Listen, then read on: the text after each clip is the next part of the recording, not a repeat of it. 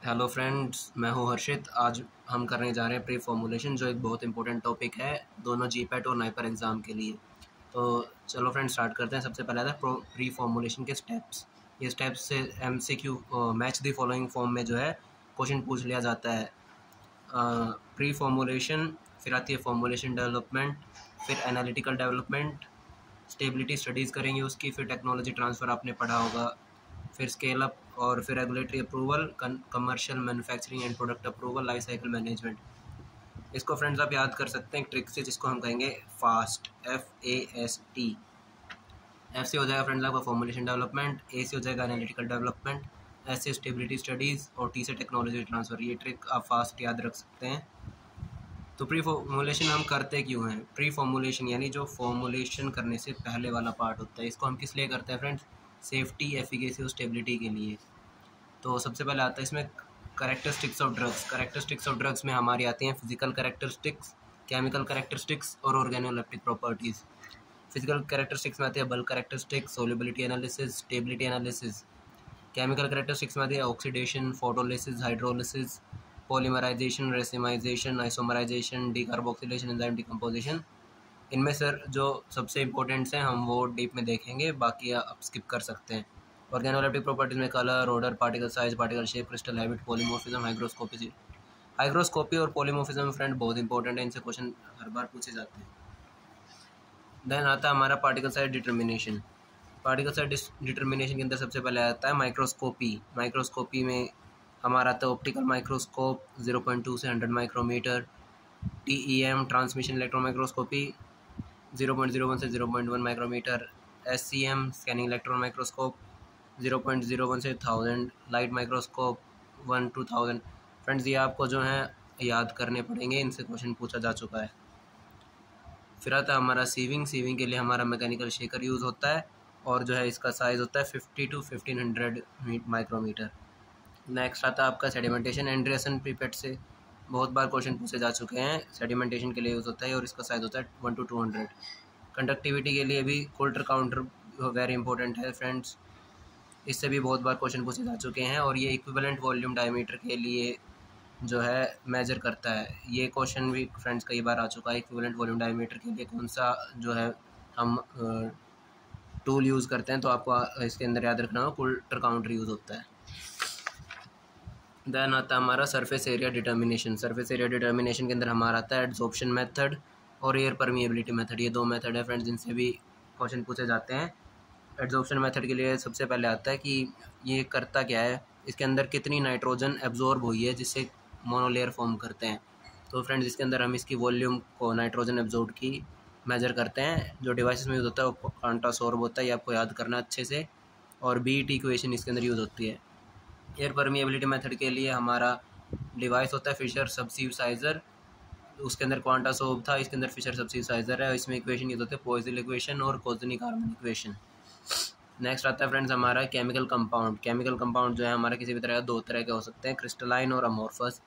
Crystalline को अनआइसोट्रोपिक कहते हैं, अमोर्फस को आइसोट्रोपिक कहते हैं। इससे भी क्वेश्चन पूछा जा चुका है कि आइसोट्रोपिक कौन से वाली फॉर्म होती है फ्रेंड्स। क्रिस्टलाइन के अंदर हमारे दो टाइप आते हैं, पॉलीमॉर्फ और मोलिकुलर एडक्ट्स। मोलिकुलर एडक्ट्स हमारे दो तरह के, नॉन स्टोशियोमेट्रिक और स्टोशियोमेट्रिक, जिसको हम सूडो पॉलीमॉर्फ कहते हैं। सूडो पॉलीमॉर्फ भी पूछा जा चुका है फ्रेंड्स, ये इंपॉर्टेंट है, आप याद रखना इसको। स्टोशियोमेट्रिक के अंदर हमारे आते हैं सॉल्वेट्स, हाइड्रेट्स। जैसे मैंने आपको बताया सूडो पॉलीमॉर्फ के ऊपर क्वेश्चन पूछा जाता है, तो हाइड्रेट्स भी पूछा जाता है। क्रिस्टलाइन के जो सोलिबिलिटी कम होती है और जो है लॉन्ग रेंज ऑर्डर होता है। अमोर्फस की सोलिबिलिटी ज़्यादा होती है, हाई रेंज ऑर्डर होता है। ये भी इंपॉर्टेंट है कि सोलिबिलिटी अमोर्फस की ज़्यादा होती है क्रिस्टलाइन से, ये आपको याद रखना पॉइंट।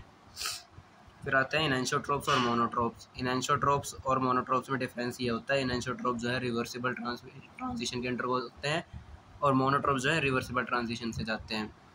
ये किसी टेम्परेचर प्रेशर को चेंज करने पे जो है अलग स्टेट में पहुंच जाते हैं, जो कि रिवर्सिबल होता है, लेकिन इनको जो है रिवर्सिबली चेंज किया जा सकता है। नेक्स्ट फ्रेंड्स आता है हमारा angle of repose. Angle of repose और हमारा होजनर रेशियो, कार्ज इंडेक्स, ये आप पहले पढ़ चुके होंगे, आपने प्रैक्टिकल भी किया होगा पाउडर की फ्लो वाले। तो ये इंपॉर्टेंट टॉपिक्स हैं, इनसे भी बहुत बार क्वेश्चन पूछा जाता है। एंगल ऑफ रिपोज के लिए दो मेथड हैं, टिल्टिंग बॉक्स मेथड और revolving cylinder method. Theta equals to tan inverse h/r इसका फॉर्मूला होता है। आपको इनकी वैल्यूज़ याद रखनी है। कुछ बुक्स में ये वैल्यू लिखी होती हैं और कुछ में नीचे वाली होती हैं, तो आपको दोनों एक बार नज़र मार लेनी है। Then comes Hausner ratio. Hausner ratio होती है tap density by bulk density. Carr's index होती है tap density minus bulk density by tap density into 100। आपको ये फॉर्मूले याद रख लेने हैं। मेन फ्रेंड्स इनकी वो हमारी आती हैं वैल्यूज़ का आप जल्दी से स्क्रीनशॉट ले सकते हैं। आपको जो है ये याद रखनी होगी। क्वेश्चन इस तरह से पूछा जाता है कि what is the possible limit for angle of repose of a powder, तो आपको ऑप्शन चूज़ करना होगा 41 to 45। इसी तरह से होजनर रेशो के लिए और इसी तरह कार्स इंडेक्स के लिए क्वेश्चन पूछा जाता है। ये वाला टॉपिक बहुत इंपॉर्टेंट है फ्रेंड्स, इसको अच्छे से पढ़ लेना एक बार। उसके बाद आता है फ्रेंड्स हमारा ऑस्मोलैरिटी। ऑस्मोलैरिटी क्या होता है friend? Number of osmoles of solute पर लीटर ऑफ सोल्यूशन। इसकी यूनिट होती है फ्रेंड्स ऑस्मोल पर लीटर। ज़्यादा समझ में आ रहा है नंबर ऑफ मोल्स कितने हैं सोल्यूट के पर लीटर ऑफ सोल्यूशन, तो ऑस्मोल पर लीटर हो गया। नेक्स्ट आता है हमारा वेटिंग। वेटिंग के लिए फ्रेंड्स हमारे 4 टेस्ट होते हैं, ड्रेव टेस्ट, एम्पेरिकल टेस्ट, ट्रो टेस्ट और कॉन्टैक्ट एंगल मेथड। इसके लिए आप एक हिंट बना सकते हैं कि एक लड़का जो है डेट पे जा रहा था और बारिश आ गई तो वो वेट हो गया, डेट पे वेट हो गया, तो डी से ड्रेव और वेट से आपको याद रहेगा वेटिंग, वो वेटिंग के लिए है। ई से एम्पेरिकल और टी से ट्रो टेस्ट, आप इसको याद कर सकते हैं। फिर आता है आपका अगर थीटा की वैल्यू 0 डिग्री है तो कंप्लीट वेटिंग है, अगर थीटा की वैल्यू 180 है तो नॉन वेटिंग है, और इनके बीच में अगर थीटा लेस देन 90 है तो हाई वेटेबिलिटी, और theta more than 90 less than 120 तो लो वेटेबिलिटी। ये आपको याद कर लेना है। नेक्स्ट आता है हाइग्रोस्कोपी। ये बहुत इंपॉर्टेंट क्वेश्चन बनते हैं फ्रेंड्स, इससे ये बहुत इंपॉर्टेंट टॉपिक है, इसको वेरी इंपॉर्टेंट मार्क कर लो। तो हाइग्रोस्कोपिसिटी क्या होती है? टेंडेंसी होती है किसी सॉलिड सब्सटेंस की कि वो अपने सराउंडिंग से मॉइस्चर को एब्जॉर्ब करे एटमॉस्फेयर से, जो नॉर्मल रूम टेम्परेचर पे होता है। किसी भी सब्सटेंस की, सॉलिड सब्सटेंस की टेंडेंसी जिससे वो अपने सराउंडिंग एटमॉस्फेयर से मॉइस्चर को एब्जॉर्ब करता है, और ये नॉर्मल रूम टेम्परेचर पे होकर होता है। इसके मेथड्स में फ्रेंड्स आता है TGA, Karl Fischer titration, GC और ग्रेविमेट्री। नेक्स्ट आपका आता है हाइग्रोस्कोपिसिटी की जो है कंडीशंस, इनसे क्वेश्चन पूछा जाता है, इनसे क्वेश्चन बनता है। आप ये एक बार ध्यान से देख लेना। यूरोपियन फार्माकोपिया के अकॉर्डिंग जो है स्टोर करना होता है 25 degree Celsius for 24 hour at 80% relative humidity. तो ये हमारी 4 कंडीशंस हैं इसमें। स्लाइटली हाइग्रोस्कोपिक होता है जो जिसमें इंक्रीज इन वेट जो है more then 0.2% mass by mass, लेकिन लेस देन 2%।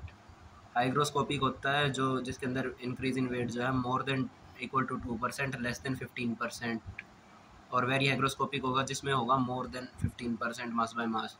फिर आता है डेलिक्वेसेंट। डेलिक्वेसेंट क्या होता है? जो सफिशिएंट वाटर एब्जॉर्ब कर लेते हैं to form a solution. Next आता है हमारे अनदर क्लासिफिकेशन फ्रेंड्स, इसी के अंदर non hygroscopic. Non hygroscopic class 1 होता है जिसमें no moisture increase occur at relative humidity below 90%। 90% से नीचे जो है फ्रेंड्स कोई भी मतलब जो है मॉइस्चर के अंदर इंक्रीज नहीं होता है। स्लाइटली हाइग्रोस्कोपिक क्लास 2 में आता है हमारा no moisture increase at relative humidity below 80%। 80% humidity से अगर कम है तो कोई भी मॉइस्चर कंटेंट इंक्रीज नहीं होगा। देन आता class 3 moderately hygroscopic. Moderately hygroscopic में आएगा जिसके अंदर हमारा 5% से ज़्यादा जो है मॉइस्चर कंटेंट इंक्रीज़ नहीं करता after storage for 1 week at relative humidity below 60%। मतलब 60% रिलेटिव ह्यूमिडिटी के लिए से बिलो अगर 1 वीक के लिए स्टोर करते हैं तो 5% से ज़्यादा जो है मॉइस्चर कंटेंट इंक्रीज़ नहीं होता, तो वो होता है मॉडरेटली हाइग्रोस्कोपिक। देन आता है वेरी हाइग्रोस्कोपिक जिसके अंदर मॉइस्चर कंटेंट इंक्रीज़ हो जाता है at relative humidity as low as 40 to 50%। I hope को आपको हाइग्रोस्कोपिसिटी क्लियर हो गया होगा। डेलिक्वेसेंस का जैसे मैंने आपको बताया था, डेलिक्वेसेंस क्या वो सब्सटेंस जो एब्जॉर्ब करते हैं मॉइस्चर को एटमॉस्फेयर से और सॉल्यूशन फॉर्म कर लेते हैं, उन्हें डेलिक्वेसेंट सब्सटेंस कहते हैं। ये कब होता है फ्रेंड? जब वेपर प्रेशर किसी सॉल्यूशन का लेस देन होता है उसके पार्शियल प्रेशर और वाटर वेपर इन एयर। मतलब जो एयर के अंदर वाटर वेपर प्रेजेंट है उनके पार्शियल प्रेशर से अगर सॉल्यूशन का वेपर प्रेशर कम है तो जो है वो मॉइस्चर एब्जॉर्ब कर लेता है और सॉल्यूशन बना लेता है। इसके अंदर एग्जांपल आते हैं AnCl3, CaCl2, पोटेशियम ऑक्साइड और सोडियम नाइट्रेट। देन आता है आपका इंट्रिंसिक सोल्यूबिलिटी। ऐसा चाहिए इंपॉर्टेंट नहीं है, आप इसको स्किप भी कर सकते हैं, आप चाहे तो इसकी डेफिनेशन एक बार पढ़ लेना। फिर आता है सोल्यूबिलिटी। सोल्यूबिलिटी इंपॉर्टेंट है फ्रेंड्स, इसके ऊपर हर बार जो है जीपैट से क्वेश्चन आता है, इस बार भी आया था। ये होता है maximum amount of solute volume of solvent into 100।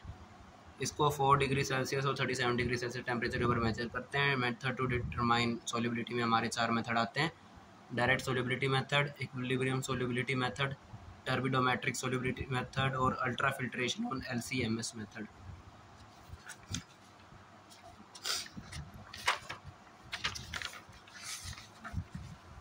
Next friends आते हैं हमारी, ये कुछ वो हैं टर्म्स हैं, इनसे हर बार क्वेश्चन आता है, एवरी ईयर क्वेश्चन आ ही रहा है इनसे, अब की बार भी आया तो आप इनको ज़रूर देख लेना। वेरी सोल्यूबल होता है less than 1, freely soluble 1 to 10, soluble 10 to 30, sparingly soluble 30 to 100, slightly soluble 100 to 1000, very slightly soluble 1000 to 10,000, insoluble या प्रैक्टिकल इनसोल्यूबल भी कहते हैं इसको, मोर देन 10,000।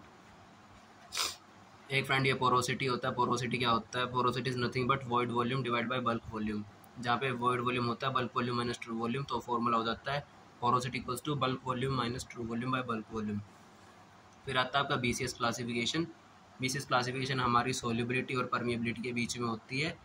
क्लास 1 में हमारे दोनों हाई होते हैं, फिर एक लो एक हाई, एक लो और दोनों लो। इस तरह से हमने 4 क्लास बांटी हुई हैं इसकी, क्लास 1 2 3 4। आपको उनके एग्जाम्पल याद रखने हैं फ्रेंड्स, एग्जाम्पल बहुत इंपॉर्टेंट है। तो फर्स्ट वाली क्लास के अंदर हमारे सारे ब्लॉकर्स आते हैं, जैसे प्रोप्रानोल और मीटोप्रोलिडाज़ोम बीटा ब्लॉकर्स हैं ये दोनों, और ये हमारा कैल्शियम चैनल ब्लॉकर था, आपको याद रखना है फर्स्ट क्लास में ब्लॉकर्स आते हैं। सेकेंड में आता है हमारा निफेटिपिन, कार्बामेज़ेपिन और नेप्रोक्सिन। थर्ड बारे में आपको जो है ट्रिक बना सकते हैं आपकी, जैसे मैंने इसका थोड़ा ये बनाया था 3 माइनस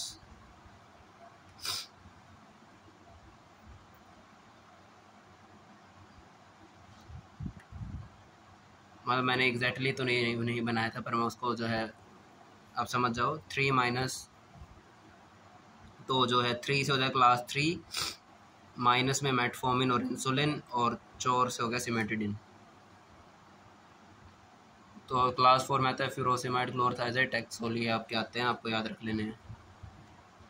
मतलब इसमें जो आपके डायूरेटिक्स आते हैं और टैक्सोल आता है।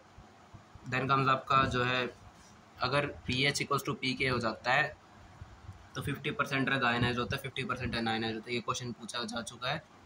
एसिडिक ड्रग के लिए आपको याद आती होंगी, हेंडरसन एसेल्वेज इक्वेशन आती है यहाँ पे, pH equals to PK plus log ionized by unionized A minus by HA। फिर आता है आपका method use for PK determination, potentiometric, conductivity, dissolution rate, liquid liquid partition, spectrophotometric method. और इधर आपका पार्टीशन कोफिशिएंट आ जाता है। पार्टीशन कोफिशिएंट आपको पता है, concentration in oil phase by aqueous phase. Method जिसके shake flask method, TLC, HPLC, counter current, filter probe method, ये सब आते हैं इसमें। आपको कॉमन आयन इफेक्ट की डेफिनेशन भी देख लेनी है एक बार, की जो है किसी भी आयनिक प्रेसिपिटेट की जो सोल्यूबिलिटी डिक्रीज हो जाती है अगर उसके अंदर कोई कॉमन आयन वाला आयन ऐड कर देते हैं। आपकी फिर आती है सोल्टिंग आउट और सोल्टिंग इन। सोल्टिंग आउट तो होता है जैसे पानी, वाटर मॉलिक्यूल जो है एज अ सॉल्वेंट सेपरेट हो जाता है अगर कंप्लीट हाइड्रेशन हो जाती है बाकी आयंस की। इसके एग्जांपल आपको याद कर लें, क्लोर, टेट्रासाइक्लिन, ब्रोमहेक्सिन, पापावरिन, ट्राइमेट्रिन। इसका एग्जैक्ट अपोजिट जो होता है वो होता है सोल्टिंग इन, यानी जो है वाटर सेपरेट होने की जगह वाटर जो है एब्जॉर्ब हो जाता है, यानी मतलब कोई इनसोल्यूबल जो है हमारे वो पूरली वाटर सोल्यूबल कंपाउंड है तो उसकी सोल्यूबिलिटी बढ़ जाएगी। इसको कहते हैं हम salting in, process by which solid solute enter into a solution. इसमें एग्जांपल आता है बेंजोएट और सैलिसिलेट। थर्मल इफेक्ट को आप स्किप कर देना। फिर आता है आपका सर्फेक्टेंट्स। सर्फेक्टेंट आपकी 4 क्लासेस होती हैं, anionic, cationic, non ionic, amphoteric. Anionic में आपका SLS, sodium laureth sulphate, sodium acetyl sulphate, ये आते हैं। कैटायनिक में आपको पता है benzyl conium chloride, cetyl trimethyl ammonium. आप याद रख सकते हैं C से क्लोराइड, C से सिटाइल, C से कैटायनिक।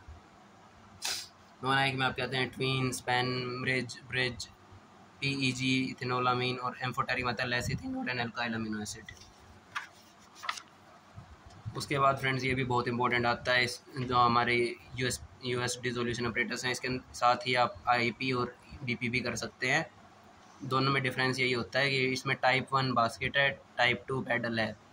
आईपी में ये रिवर्स हो जाता है, टाइप 1 पैडल हो जाएगा और टाइप 2 बास्केट हो जाता है। बाकी उनमें आईपी में बाकी वाले नहीं होते हैं, यूएस में आगे भी है। तो टाइप 1 बास्केट में आती है हमारी conventional tablet, chewable tablet, control release tablet, इनके लिए यूज़ किया जाता है। टाइप 2 पैडल में orally disintegrating tablet, capsule, suspension. Type 3 reciprocating cylinder में चुएबल और control release formulation. Type 4 flow through cell. Type 5 paddle over disc और टाइप 6 रोटेटिंग सिलेंडर, इन दोनों में जो है ट्रांसडर्मल पैचेज यूज़ होते हैं। टाइप 7 होता है रेसिप्रोकेटिंग डिस्क, जिसमें कंट्रोल रिलीज फॉर्मुलेशन आती है। आपको एक बार ये अच्छे से याद कर लेना है फ्रेंड्स, ये बहुत इंपॉर्टेंट है, आपको जो है पेपर में ये मिल सकते हैं। देन इसके ऊपर एक बार क्वेश्चन पूछा गया है फ्रेंड्स कि जो वो था TGA का सैंपल साइज़ कितना यूज़ होता है, तो वो 10 mg है, आपको याद रखना है। बाकियों पे भी आप नज़र मार सकते हैं, इसका आप स्क्रीनशॉट ले सकते हैं चाहे तो। देन लास्ट टॉपिक हमारा आता है केमिकल कैरेक्टरिस्टिक्स, सच ये इतना इम्पोर्टेंट नहीं है, फिर भी जो इसमें से मेन पार्ट है मैंने कवर करने की कोशिश की है, आप इसको देख सकते हैं। ऑक्सीडेशन के लिए हमारे जो हैं ससेप्टेबल कंपाउंड जो है क्लोरप्रोमाजीन, अदर फिनोथायजीन्स। एंटीऑक्सीडेंट्स में आते हैं लिपिड सोल्यूबल और वाटर सोल्यूबल, जो हमारे ऑक्सीडेशन को रोकते हैं। लिपिड सोल्यूबल में BHA, BHT, tocopherol, propyl gallate, ये आपको आगे भी आएंगे, आपको याद रखने आएंगे। Water soluble SBS, SMBS, thioglycolic acid, thioglycerol, sodium thiosulfate, ये वाटर सोल्यूबल में आते हैं। ऑक्सीडेशन के लिए ससेप्टेबल ग्रुप्स में आते हैं alkenes, ethers, amine, thioether, substituted aromatic groups. Then आता है फोटोलिसिस। फोटोलिसिस होता है लाइट की प्रेजेंस में ब्रेक डाउन, तो इसमें NDL chelation, decarboxylation, dehalogenation of cation channel blocker, ये 3 आते हैं, इनके आप एग्जांपल्स देख लेना। फिर आता है पॉलीमॉर्फिज्म। पॉलीमॉर्फिज्म में आप पढ़ चुके हो, वो इतना इंपॉर्टेंट नहीं है। फिर आता है डी कार्बोक्सिलेशन। डी कार्बोक्सिलेशन आपको पता है कार्बोक्सी ग्रुप यानी CO2 का जो है रिमूवल के प्रोसेस को हम डी कार्बोक्सिलेशन कहते हैं। इसके लिए हमारे ससेप्टेबल कंपाउंड है नेप्रोक्सिन, फ्लुब्रीप्रोफेन, बेंजोक्साप्रोफेन। नेक्स्ट आता है हाइड्रोलिसिस। हाइड्रोलिसिस का ये ऑर्डर है lactam more than ester more than amide more than imide, मतलब जो हाइड्रोलिसिस के लिए सबसे ज़्यादा ससेप्टेबल लैक्टम होते हैं। रेसिमाइजेशन, आइसोमराइजेशन, रीअरेंजमेंट, डिकम्पोजिशन, ये इतने इंपॉर्टेंट है, आप इनको स्किप कर सकते हैं। तो फ्रेंड्स इसी के साथ हमारा प्री फॉर्मुलेशन कंप्लीट होता है। आपको कोई भी क्वेश्चन या कोई भी डाउट है तो आप कमेंट सेक्शन में पूछ सकते हैं, और अगर कोई टॉपिक मेरी तरफ से रह गया हो तो आप कमेंट सेक्शन में बता देना, मैं उसको करा दूंगा। ऑल्सो सजेस्ट करना कि नेक्स्ट मैं कौन सा कवर आपके लिए टॉपिक करूँ। अगर वीडियो पसंद आई तो प्लीज़ एक लाइक दे देना। थैंक यू, मिलते हैं अगले वीडियो में।